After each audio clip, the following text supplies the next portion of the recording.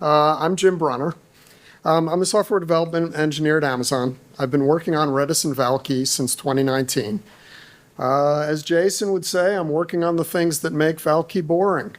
I'm responsible for incremental eviction, the monotonic clock.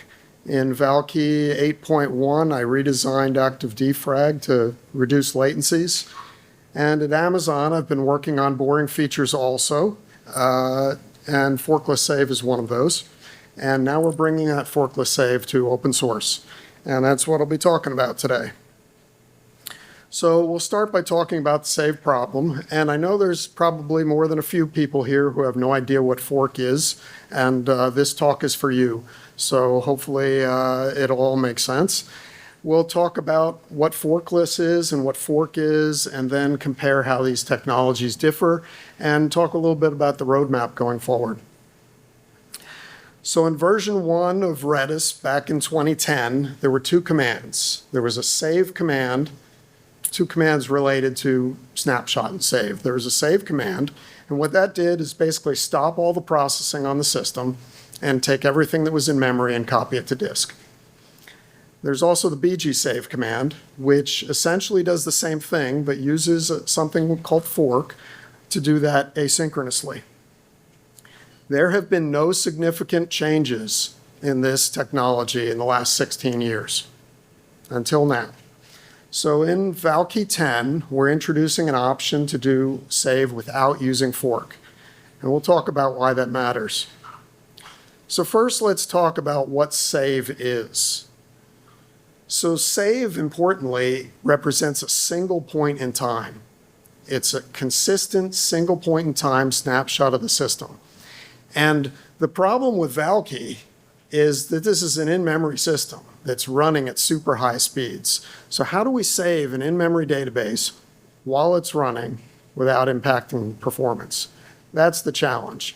And up until now, we've used fork technology. Let's talk about that. So fork is an operating system function that splits a process into two identical processes. And we have the original Valkey process, which continues serving traffic and running normally. And then we have this forked process, which just sits around doing the save. In a forkless approach, we do the same thing with one process. We have a new thread in that process, which performs the save. But if you're not a tech geek, at this point, you're probably wondering why that matters and if you care. And you probably should care, and we'll talk about it now. So fork. Fork is really brilliant. It's been around in Linux forever. What fork does is with a single line of code, it takes a snapshot of a process. It's like a photograph of the process exactly as it existed at a moment in time. And it only takes one line of code and just an instant of time to do that, and we capture everything. And the way our BGSAVE works is after we've done this fork, then we can take our time and do the save, and we're just saving from that snapshot. So if fork is so brilliant, why do we need a forkless solution? Well, let's understand how fork works. So in Linux, the memory is divided into memory pages, and typically a memory page is 4K in size. And when you have a running process, every single memory address gets looked up through a page table. And what that does is takes a logical memory address in the process and converts it to a physical memory address of an actual page of RAM. When we do a fork, we split that process into two, and what happens is the operating system splits the page table, and both processes are now looking at identical memory. The problem with this is that we can't allow either process to modify that memory or it messes up the other process. So we have to mark all the pages as read-only. And so now we have two processes that are looking at a great big chunk of read-only memory. The BGSAVE process doesn't really care too much. The BGSAVE process is really just reading the memory and copying it to disk. So whether it doesn't really need to modify anything.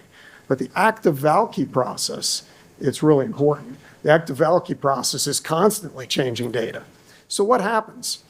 Well, when a process goes and tries to update a read-only page, the operating system interrupts and it stops the process and says, hey, you can't do that. And what the operating system does for us is it takes that 4K page of read-only memory and it clones it. It creates a duplicate page. And we call that duplicate page copy on write memory. And so the operating system pauses Valkey for an instant, clones the page. Now we have two 4K pages.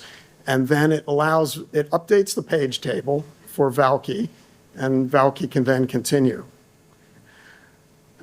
The problem is very quickly we can run out of memory. And think about your keys and values in Valkey. Most people use rather small keys and values. So you can actually save quite a few on a 4K page. You don't have to even touch all of your keys and values in order to have to clone all your memory. You just have to touch randomly a smattering of keys and values, and all of a sudden you're cloning all these pages. And that can double your memory use on the system. So let's talk about the specific pain points in fork. So first off, there's a startup cost. When you do that fork, there is a pause while the operating system clones the page table and marks all the pages as read-only. And I've measured that pause often at over 100 milliseconds, which is a pretty long time in Valkey. I've had other people tell me with certain configurations, large memory, lots of pages, that it can be over a full second. And stopping Valkey for a full second is a problem for almost any customer. Second, and the thing most people notice, is the memory explosion. We can get double the memory of our Valkey process while this is happening because we just clone all these pages. And lastly, most people don't recognize this, but there's a performance hit while we're cloning those pages. Each time we have to clone a page, there's an interrupt. It stops Valkey for an instant, clones the page, and lets it continue. And that's measurable. If you're running a performance benchmark, you can see that. Okay, so forkless save. When you just can't afford 50% of your memory sitting around being unused, just waiting for a save, we need a mechanism to do this without using fork. And so Threadsave is the name of our forkless mechanism that we introduced at Amazon. We've been using it at Amazon now since Redis 6 is when we introduced it internally. Threadsave performs the exact same save with no significant memory growth and no startup latency and some limited impact on the main thread performance. You're probably saying, well, that sounds great, but I know there's a catch, and you're right, there's a catch. Some clients that are doing writes are going to experience additional latency. So let's talk about how Threadsave works. So in the Valkey main thread, we're going to grab a small group of key values and we lock them.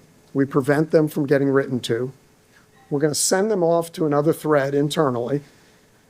And then that other thread is going to do all the heavy lifting. So we're not going to introduce a lot of work on the main thread, which bogs down your process.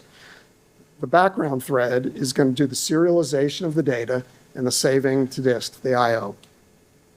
When the background thread's done with that, returns it back to the main thread, the values get unlocked, and everything can continue normally.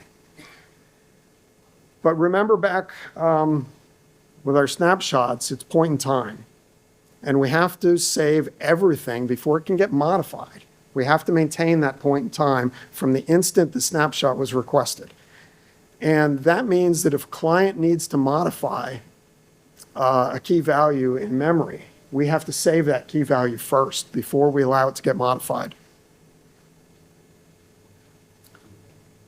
Okay, so that client has to wait. And we all know waiting is bad. Okay, so Threadsave has several optimizations that are going to mitigate that waiting.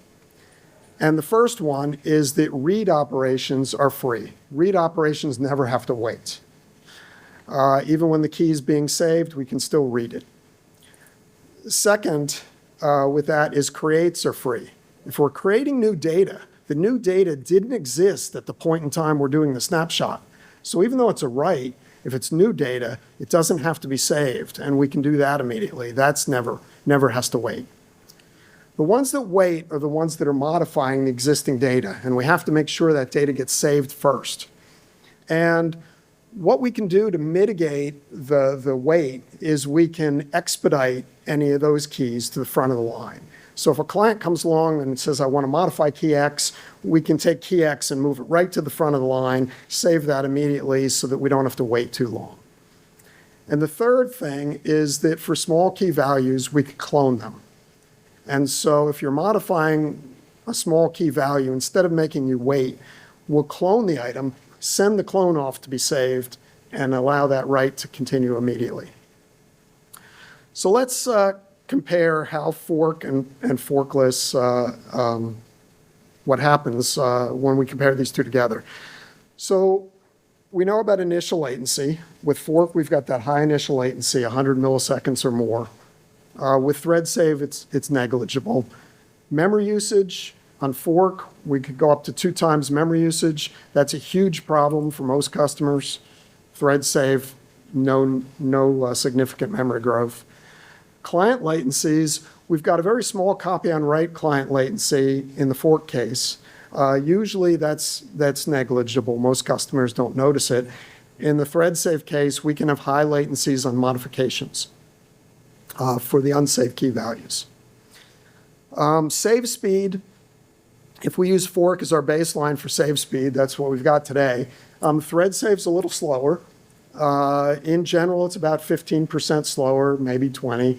There are cases where it's actually faster, so it varies quite a bit depending on the type of data you have. But save speed is not usually the concern for most customers. Point in time save, if it takes 10 minutes or takes 12 minutes, we don't care. So the biggest concern with fork is usually that memory. Although some customers are really concerned about that initial latency and they don't care too much about the memory. Threadsave, the biggest concern is latency for modifications of existing values. And this is especially noticeable if you've got very large keys.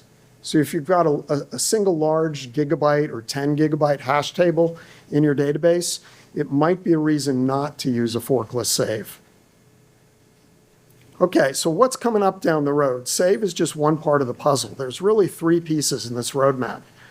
The first piece is the forkless save and snapshot, which I'm talking about now.